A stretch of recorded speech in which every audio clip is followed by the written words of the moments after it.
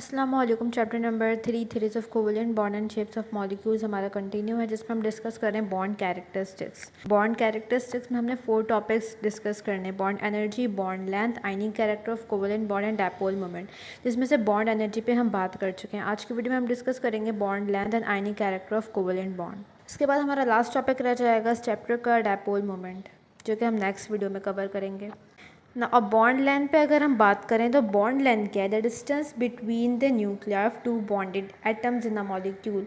देखो, एक molecule form हो रहा है, ठीक है, H2 फॉर एग्जांपल। इस मॉलिक्यूल में जो दो एटम्स हैं,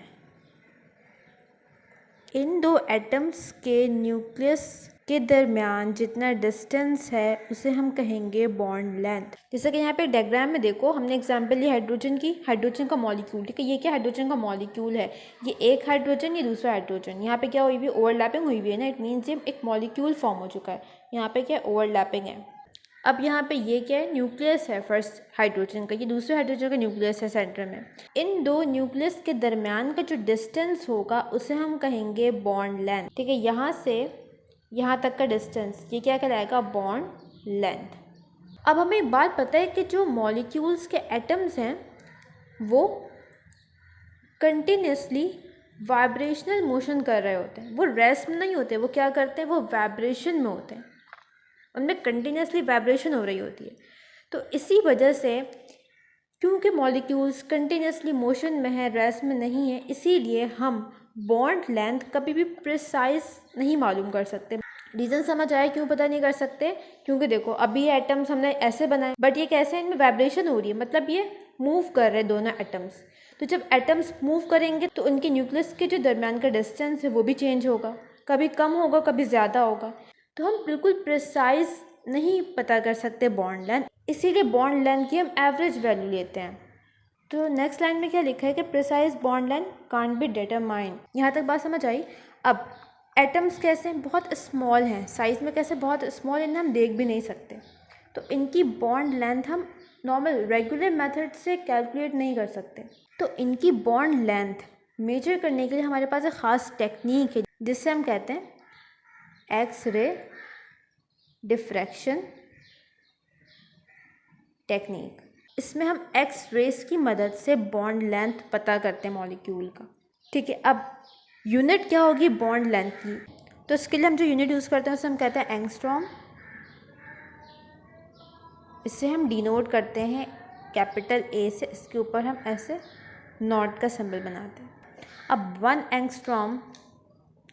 1 एंगस्ट्रॉम बराबर होता है एक्सपोनेंट -10 मीटर के, एक्सपोनेंट -10 मीटर के। और अगर इसी को हम सेंटीमीटर्स में लिखें तो एक्सपोनेंट -8 सेंटीमीटर्स। ना बॉन्ड लेंथ समझ आई क्या है? अब बॉन्ड लेंथ हम क्यों डिस्कस कर रहे हैं? इसकी वजह यह है कि बॉन्ड लेंथ की मदद से हम ये बताएंगे कि मॉलिक्यूल कितना स्ट्रॉन्ग है, ठीक है, उसकी स्ट्रेंथ कैसी है। तो अगर किसी मॉलिक्यूल की बॉन्ड लेंथ कम होगी तो वो मॉलिक्यूल उतना ही ज़्यादा स्ट्रॉन्ग होगा, उसकी स्ट्रेंथ उतनी ही ज़्यादा होगी। देखो, बॉन्ड लेंथ कम होने से क्या हुआ, फॉर एग्ज़ाम्पल बॉन्ड लेंथ कम हो गई तो एटम्स और करीब आ गए, चार्जेस और करीब आ गए, उनके दरमियान जो फोर्स है वो और ज़्यादा स्ट्रॉन्ग हो गई, ठीक है। बॉन्ड लेंथ कम हो गई मतलब एटम्स करीब आ गए, चार्जेस थे वो करीब आ गए, अब उनके दरमियान जो फोर्स है वो और ज़्यादा स्ट्रॉन्ग हो गई। जब फोर्स स्ट्रॉन्ग हो गई तो वो मॉलिक्यूल कैसा हो गया, बहुत ज़्यादा स्ट्रॉन्ग हो गया, इजीली ब्रेक नहीं होगा वो मॉलिक्यूल। अब बॉन्ड लेंथ अगर हम बढ़ा दें, बॉन्ड लेंथ ज़्यादा हो गई, एटम्स कहाँ चले गए, दूर चले गए। एटम्स जब दूर आ गए तो उनके दरमियान जो फोर्स ऑफ अट्रैक्शन थी, जो बॉन्ड बना हुआ था, वो कैसा हो गया, वीक हो गया। चार्जेस दूर हो गए ना, तो उनके दरमियान जो फोर्स थी वो भी वीक हो गई। जब फोर्स वीक हो गई तो मॉलिक्यूल भी वीक हो गया, वो इजीली अपने एटम्स में ब्रेक हो जाएगा, वो इजीली मॉलिक्यूल सेपरेट हो जाएगा एटम्स में। तो बॉन्ड लेंथ कम है मतलब एटम्स करीब है तो वो मॉलिक्यूल स्ट्रॉन्ग है, उसकी स्ट्रेंथ ज़्यादा है। नाउ बॉन्ड लेंथ कम है, इट मीन्स मॉलिक्यूल स्ट्रॉन्ग है, उस स्ट्रॉन्ग मॉलिक्यूल को अगर हमने एटम्स में सेपरेट करना हो तो उसके लिए हमें एनर्जी ज़्यादा देनी होगी या फिर कम देनी होगी? उसके लिए हमें एनर्जी बहुत ज़्यादा देनी होगी। तो ऐसे मॉलिक्यूल्स की बॉन्ड एनर्जी क्या हो जाएगी? ज़्यादा। बॉन्ड लेंथ कम है, इट मीन्स एटम्स करीब है, मॉलिक्यूल स्ट्रॉन्ग है। उस मॉलिक्यूल को ब्रेक करने के लिए फिर हमें एनर्जी बहुत ज़्यादा देनी होगी। तो ऐसे मॉलिक्यूल्स की बॉन्ड एनर्जी क्या हो जाएगी? ज़्यादा। तो जिसकी बॉन्ड लेंथ कम होगी उसकी बॉन्ड एनर्जी ज़्यादा होगी, और जिसकी बॉन्ड लेंथ ज़्यादा है मतलब वो मॉलिक्यूल वैसे ही वीक है, थोड़ी सी एनर्जी देंगे एटम सेपरेट हो जाएंगे, तो उन मॉलिक्यूल्स की बॉन्ड एनर्जी फिर क्या हो जाएगी? कम हो जाएगी। अब अगर हमने किसी मॉलिक्यूल की बॉन्ड लेंथ बताना हो कि बॉन्ड लेंथ ज़्यादा होगी या कम होगी, तो उसके लिए हम दो पैरामीटर्स यूज़ करते हैं, बॉन्ड ऑर्डर और पोलैरिटी ऑफ बॉन्ड। इन दो पैरामीटर की मदद से हम ये बता सकते हैं कि बॉन्ड लेंथ इस मॉलिक्यूल की ज़्यादा होगी या फिर कम होगी। तो नंबर 1 है bond order. Bond order means कि कितने बॉन्ड्स हैं, नंबर ऑफ़ बॉन्ड्स, दो एटम के दरमियान कितने बॉन्ड्स हैं। अब अगर बॉन्ड ऑर्डर कम है तो बॉन्ड लेंथ ज़्यादा होगी। फॉर एग्ज़ाम्पल कार्बन के दरमियान सिंगल बॉन्ड है तो यहाँ पे बॉन्ड ऑर्डर हो गया 1। दूसरी तरफ कार्बन के दरमियान डबल बॉन्ड है, इसका बॉन्ड ऑर्डर हो गया 2। तो जहाँ पे बॉन्ड ऑर्डर कम है इस मॉलिक्यूल की बॉन्ड लेंथ क्या हो जाएगी? ज़्यादा। अगर बॉन्ड ऑर्डर ज़्यादा है, जितने ज़्यादा बॉन्ड्स होंगे दो एटम्स के दरमियान उनका बॉन्ड लेंथ उतना ही कम होगा। ठीक है, बॉन्ड लेंथ क्या होगा? कम। इसका रीज़न क्या है? इसका रीज़न ये है कि बॉन्ड है क्या? फोर्स है। तो दो एटम के दरमियान जितने ज़्यादा बॉन्ड होंगे उतनी ज़्यादा फोर्स होगी। ठीक है, जब एटम के दरमियान फोर्स ज़्यादा होगी, फोर्स ऑफ अट्रैक्शन ज़्यादा होगी, तो दो एटम ज़्यादा करीब होंगे। जब करीब होंगे तो उनके न्यूक्लियस के दरमियान का डिस्टेंस कम हो जाएगा, इसीलिए जितने ज़्यादा बॉन्ड्स होंगे उतनी कम बॉन्ड लेंथ होगी। और अगर कार्बन में ट्रिपल बॉन्ड है तो इसकी बॉन्ड लेंथ इन तीनों में सबसे कम होगी। तो इससे हमें क्या समझ आ रहा है कि बॉन्ड ऑर्डर जितना ज़्यादा होगा बॉन्ड लेंथ उतनी कम होगी। नेक्स्ट है पोलैरिटी ऑफ बॉन्ड। अगर कोवलेंट बॉन्ड फॉर्म हो रहा है दो डिफरेंट एटम के दरमियान, एक हाइड्रोजन हो गया एक क्लोरीन हो गया, डिफरेंट एटम्स मीन कि ये जो बॉन्ड बनेगा ये पोलर कोवलेंट बॉन्ड होगा। जब एटम डिफरेंट होंगे तो पोलर कोवलेंट बॉन्ड फॉर्म होगा। पोलर मीन्स कि यहाँ पे पार्शियल पॉजिटिव और पार्शियल नेगेटिव चार्जेस आ जाएंगे। जब ये पार्शियल चार्जेस आएंगे तो इन ऑपोजिट पार्शियल चार्जेस की वजह से एटम के दरमियान फोर्स ऑफ अट्रैक्शन और ज़्यादा हो जाएगी और एटम्स और ज़्यादा करीब आ जाएंगे, जिसकी वजह से इनका जो बॉन्ड लेंथ है ये कम हो जाएगी। तो पोलर मॉलिक्यूल्स की बॉन्ड लेंथ कम होगी। ठीक है, पोलर मॉलिक्यूल्स की बॉन्ड लेंथ कम होगी। पोलर मीन्स डिफरेंट एटम, जब कोवलेंट बॉन्ड फॉर्म हो between two different atoms as compare to similar atoms, कि जब कोवलेंट बॉन्ड फॉर्म हो रहा हो सिमिलर एटम के दरमियान, जैसे कि हाइड्रोजन के दरमियान, तो यहाँ पे bond length as compare to polar molecule ज़्यादा होगी। जैसे कि हाइड्रोजन और क्लोरीन की बॉन्ड लेंथ है 1.27 एंगस्ट्रॉम और क्लोरीन की है 1.99 एंगस्ट्रॉम। तो यहाँ पे देख सकते हो डिफरेंट मॉलिक्यूल्स हैं, मतलब पोलर हैं तो इनकी बॉन्ड लेंथ क्या है? कम है as compare to similar atoms. जैसे कि क्लोरीन सिमिलर एटम है, कोई चार्जेस नहीं है पार्शियल, तो इसकी बॉन्ड लेंथ ज़्यादा है एज़ कम्पेयर टू HCl। तो ये बात समझ आई। बॉन्ड ऑर्डर में हमने क्या देखा कि जितने ज़्यादा बॉन्ड्स उतनी कम बॉन्ड लेंथ। पोलैरिटी में क्या देखा, जितने ज़्यादा पोलैरिटी होगी उतनी कम बॉन्ड लेंथ होगी। ना यहाँ तक बॉन्ड लेंथ समझ आया।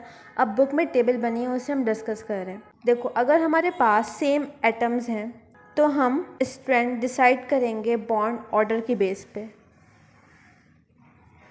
ठीक है, कि बॉन्ड ऑर्डर कितना है, जितना ज़्यादा बॉन्ड ऑर्डर होगा उतनी ही ज़्यादा क्या हो जाएगी? स्ट्रेंथ हो जाएगी। जैसा कि यहाँ पे कार्बन में सिंगल बॉन्ड है, बॉन्ड ऑर्डर हो गया 1। डबल है 2, ट्रिपल बॉन्ड है 3 हो गया।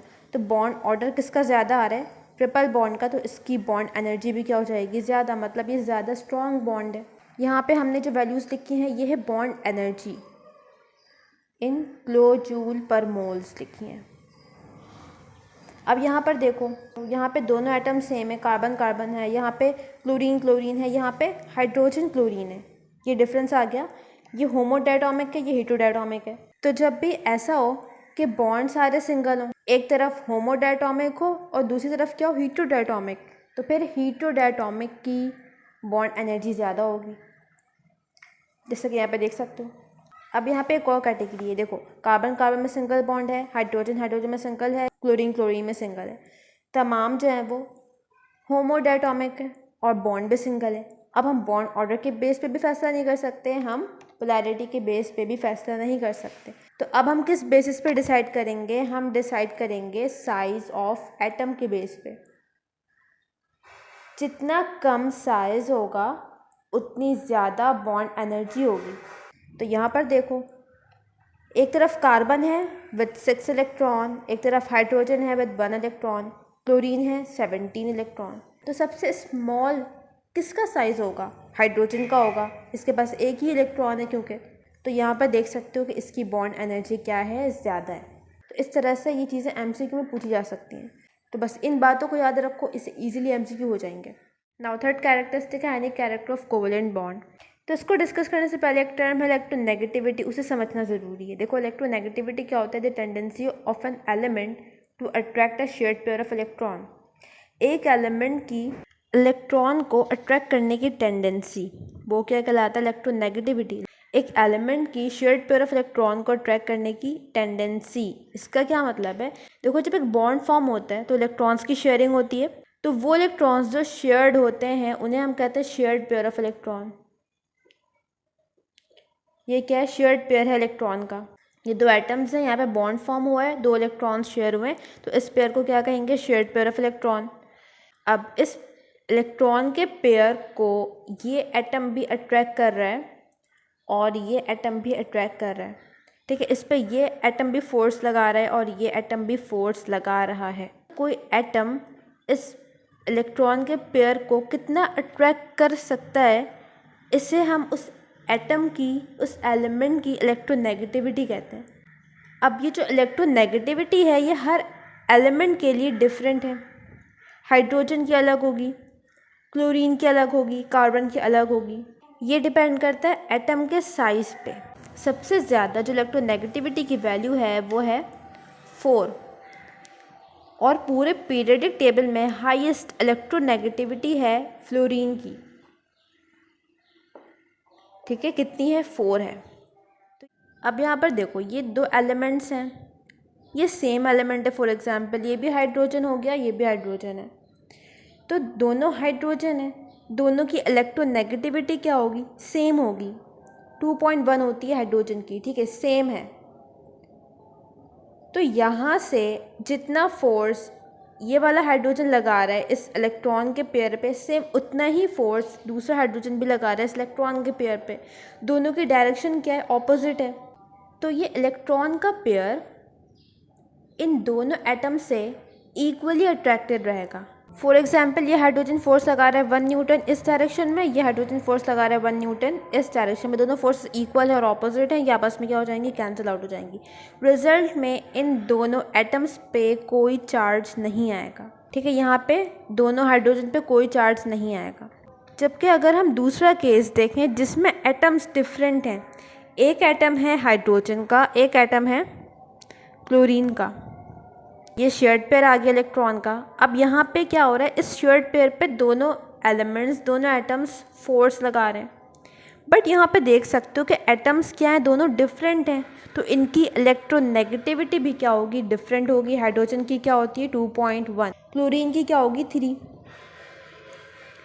तो यहाँ पे देख सकते हो क्लोरीन की इलेक्ट्रोनेगेटिविटी ज़्यादा है, मतलब इसके पास इलेक्ट्रॉन को अट्रैक्ट करने की टेंडेंसी भी क्या है? ज़्यादा है।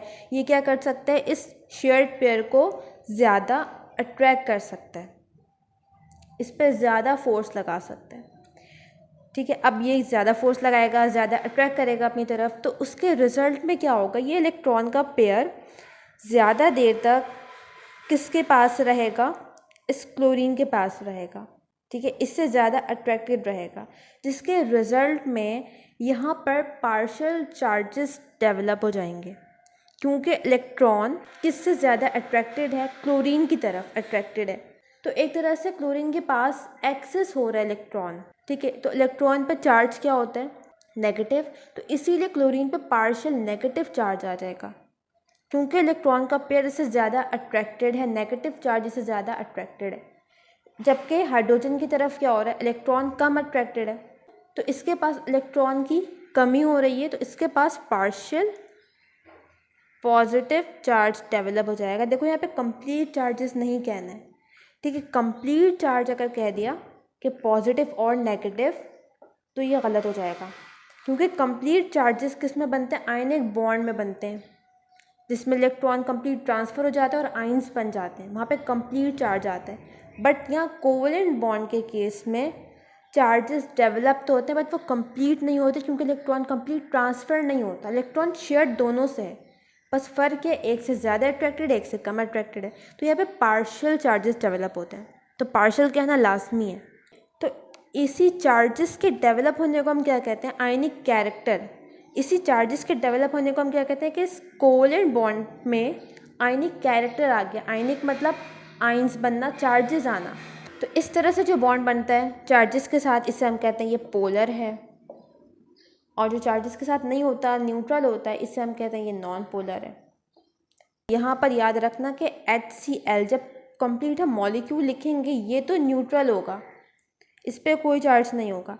जब हम सेपरेटली बात करेंगे हाइड्रोजन की और क्लोरीन की, तो वहाँ पे चार्जेस कहेंगे। ये हाइड्रोजन पे पार्शियल पॉजिटिव है और क्लोरीन पे पार्शियल नेगेटिव है। अच्छा, अब हमने आयनिक कैरेक्टर पता करना है ना, तो आयनिक कैरेक्टर हम कैसे निकालते हैं, इलेक्ट्रोनेगेटिविटी का डिफरेंस लेते हैं, ठीक है। जैसे यहाँ पे दो डिफरेंट एटम्स है, एक का 3 है, एक का 2.1 है, तो दोनों का डिफरेंस लोगे क्या आएगा, 3 में से 2.1 को माइनस करेंगे क्या आएगा, 0.9, ठीक है। अब यहाँ पे 2.1 है, 2.1 है, डिफरेंस क्या आएगा, 0। इसी तरह से HF हाइड्रोजन फ्लोराइड का इलेक्ट्रोनेगेटिविटी का डिफरेंस लेंगे, क्या आएगा, 1.9। तो इस तरह से निकालेंगे इलेक्ट्रोनेगेटिविटी का डिफरेंस। और जितना ज़्यादा ये डिफरेंस होगा, जितना ज़्यादा इलेक्ट्रोनेगेटिविटी का डिफरेंस होगा, उतना ही ज़्यादा उसमें क्या होगा, आयनिक कैरेक्टर। और जितना ज़्यादा आयनिक कैरेक्टर होगा बॉन्ड, उतना ज़्यादा स्ट्रॉन्ग होगा, ठीक है। जितना ज़्यादा आयनिक कैरेक्टर होगा उतना ही बॉन्ड स्ट्रॉन्ग होगा। और जब बॉन्ड स्ट्रॉन्ग हो गया तो फिर हमें उस बॉन्ड को ब्रेक करने के लिए एनर्जी भी ज़्यादा देनी होगी, तो उसकी बॉन्ड एनर्जी क्या हो जाएगी, ज़्यादा। तो यहाँ पे हमारा टॉपिक कंप्लीट होता है बॉन्ड लेंथ और आयनिक कैरेक्टर का। अब नेक्स्ट वीडियो में हम डिस्कस करेंगे डायपोल मोमेंट। यहाँ तक कोई बात समझ में ना आई हो तो कमेंट सेक्शन में पूछ सकते हो।